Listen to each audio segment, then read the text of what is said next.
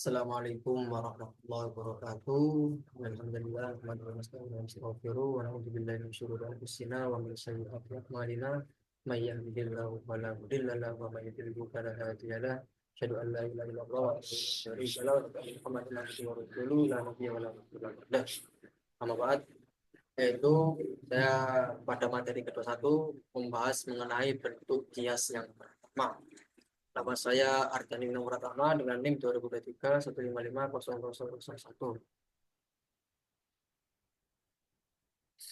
0001. Yaitu membahas mengenai penjelasan syarat pertama, kemudian penjelasan syarat kedua, dan kemudian 4 model dari bentuk kias pertama. Jadi itu adalah ada 3 pembahasan dari bentuk kias yang pertama ini.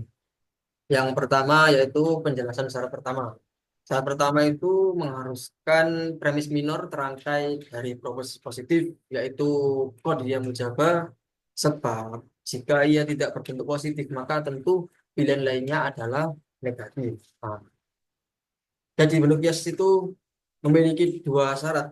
Yang pertama itu muqaddimah sukro yang harus berupa qadiyah mujabah atau proposisi positif.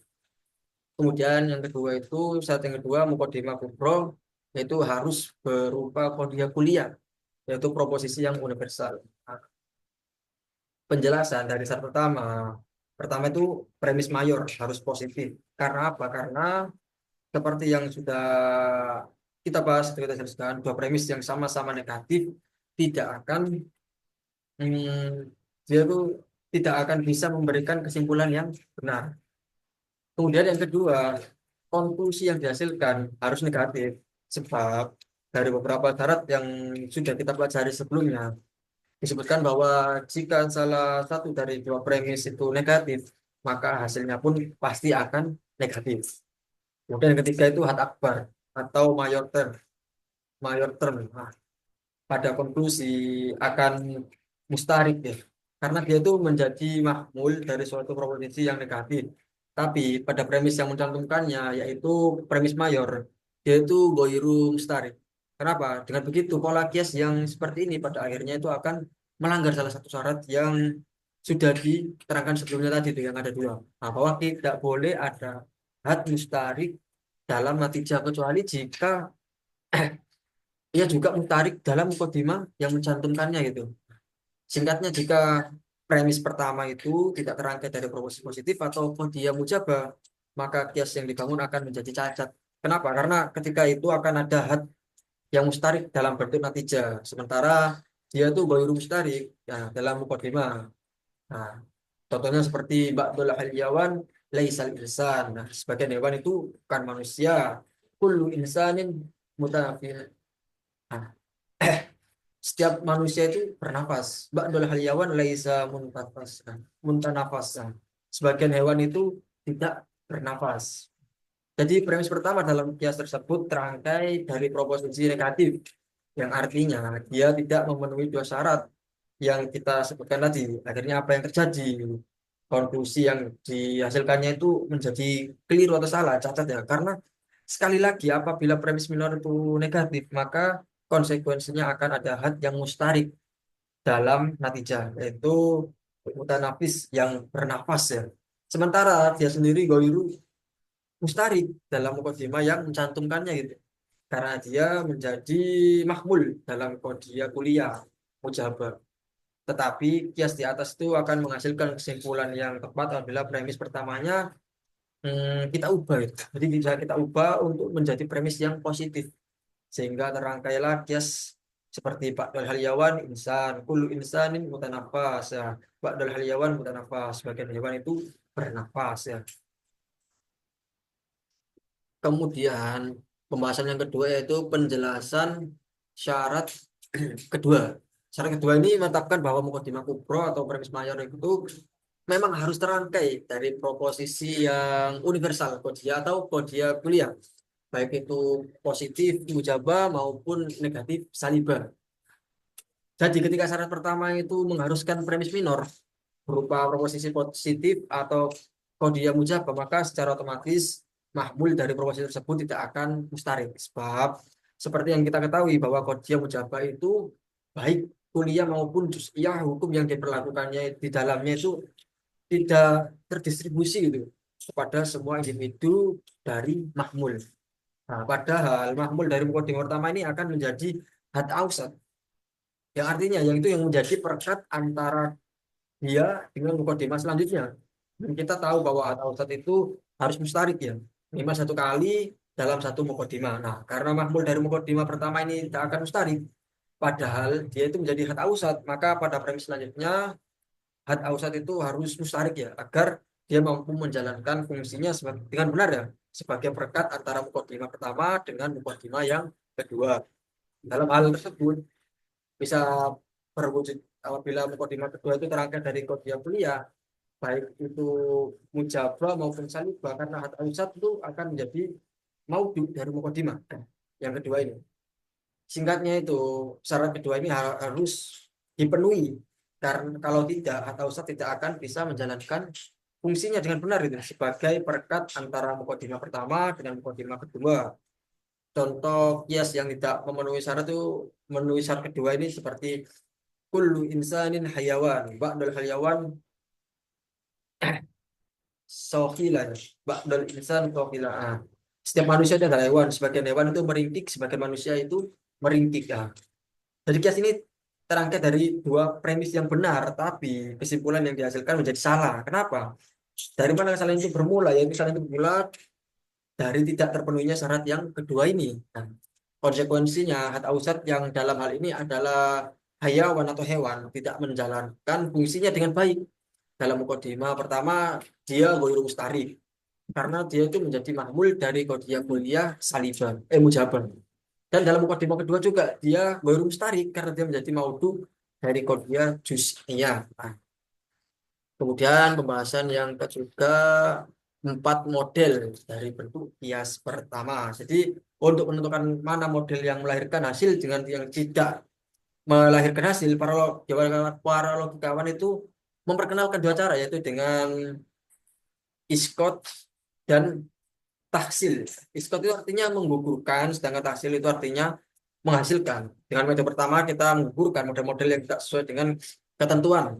Sedangkan melalui metode kedua kita memilih menghasilkan beberapa model yang sesuai dengan ketentuannya itu. Nah, dari yang pertama akan melahirkan model-model yang tidak menghasilkan seperti al-andharub, al-akimah atau goiru al-muntijah. Sedangkan melalui yang kedua kita akan menghasilkan model-model yang bisa menghasilkan kesimpulan al-adrub al-muntijah. Dan dua metode ini berlaku ketika kita ingin melahirkan model-model tertentu gitu. Dari keempat bentuk kias. Nah, jadi untuk memperjelas seperti keterangan kaf, kuliah atau universal, sedangkan jim juz'iyah yang artinya itu partikular. Kemudian mim mujabah yaitu positif. Kemudian sin atau salibah itu negatif.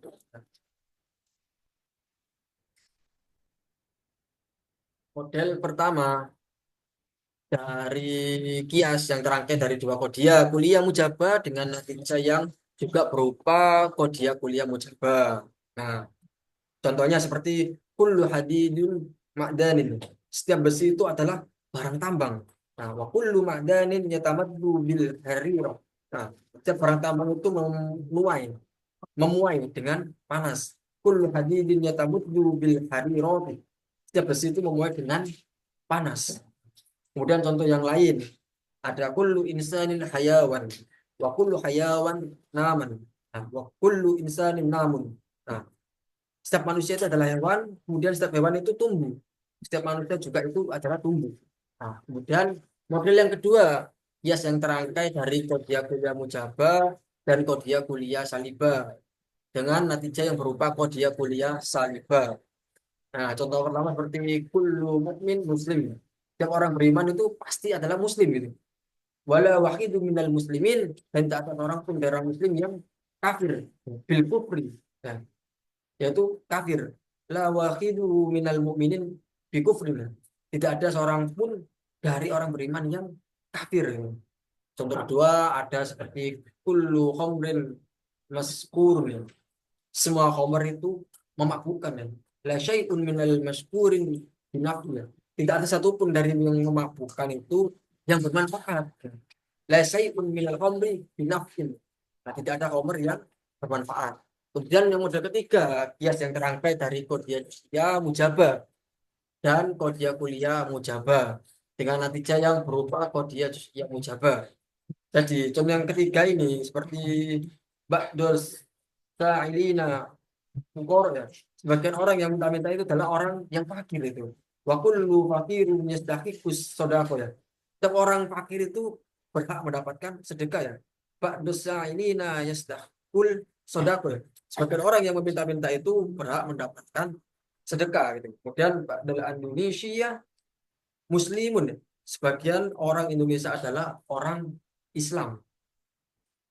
Kemudian wa kullu muslimin yu'minu yu'minu biwujudillah ya.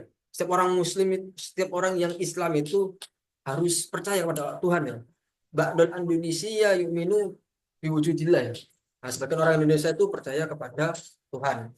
Kemudian model yang keempat, kias yang terangkai dari juz'iyah mujabah dan kuliah salibah dengan natijah yang berupa juz'iyah salibah. Contoh pertama seperti Pak Ilina Agnia. Nah, Agnia ya. Sebagian orang yang minta-minta itu adalah orang yang kaya gitu. Wala ghaniyun yastahiqu sedekah. Tidak ada orang kaya yang berhak mendapatkan sedekah gitu. Ba'dosa ini nala yastahiqu sedekah. Sebagian orang yang minta-minta itu berhak mendapatkan sedekah. Kemudian contoh yang kedua, ba'dot talabu kaslun. Nah, sebagian pelajar itu malas ya, kasal ya. La kaslanun najihan. Tidak ada orang yang malas tuh, orang malas itu yang sukses gitu. Ba'da talabu laisu najihina. Nah, sebagian pelajar itu bukan orang yang sukses. Nah, jadi itulah empat model atau order dari yang dihasilkan dari bentuk kias yang pertama ini. Kemudian selanjutnya itu ada beberapa poin yang memang perlu kita perhatikan itu atau kita ketahui. Seperti inilah salah satunya kias yang mampu menghasilkan konklusi dari keempat macam kodiah sekaligus kuliah mujabah ya, kuliah salibah, juz'iyah mujabah, dan juz'iyah salibah. Kemudian yang kedua, dia juga satu-satunya kias yang bisa menghasilkan proposisi yang universal dan positif atau biasa disebut dengan kuliah mujabah ya. Sementara bentuk kias yang lain itu tidak bisa gitu. Kemudian yang ketiga, konklusi yang dihasilkan dalam kias ini tuh sangat meyakinkan sehingga tidak membutuhkan yang namanya peninjauan ulang selama materi kiasnya itu madda al kias yaitu sudah benar ya.